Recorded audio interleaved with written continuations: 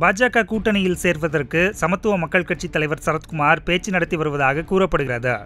1999 நாடாளுமன்ற தேர்தலில் திமுக சார்பில் நெல்லை தொகுதியில் போட்டியிட்ட சரத்குமார் தோல்வியடைந்தார்.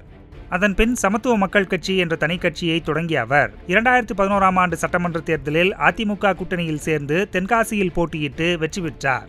அவர் கட்சி சார்பில் 4 நேரியில் எம்எல்ஏ ஆன எர்ணாவூர் நாராயணன் பிறகு சரத்குமாரை விட்டு பிரிந்து சமத்துவ மக்கள் கழகம் என்னும் கட்சியை தொடங்கினார்.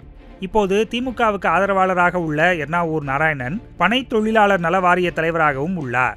8 ஆண்டுகளாக பதவி எதுவும் இல்லாத சரத்குமார் பாஜக கூட்டணியில் சேர்வதற்கு பேச்சு நடத்தி வருவதாகவும் அவருக்கு ஒரு தொகுதியை ஒதுக்க பாஜக ஒப்புக்கொண்டுள்ளதாகவும் தகவல் வெளியாகி உள்ளது. நாடார் சமூகத்தினர் பெரும்பான்மையாக வாழும் தூத்துக்குடி, நெல்லை ஆகிய 2 தொகுதிகளில் ஒன்றில் அவர் பாஜக கூட்டணி சார்பில் போட்டியிடுவார் என கூறப்படுகிறது. சரத்குமார் நெல்லை தொகுதியை விரும்பி கேட்டாலும் கனிமொழியை எதிர்க்க சரியான ஆள் என கருதப்படுவதால் அவருக்கு தூத்துக்குடி தொகுதியை ஒதுக்க பெரிதும் வாய்ப்புள்ளதாக கூறப்படுகிறது. செய்திகளை உள்ளது உள்ளபடி தெரிந்து கொள்ள ரெஃப்ளெக்ட் நியூஸை சப்ஸ்கிரைப் பண்ணுங்க.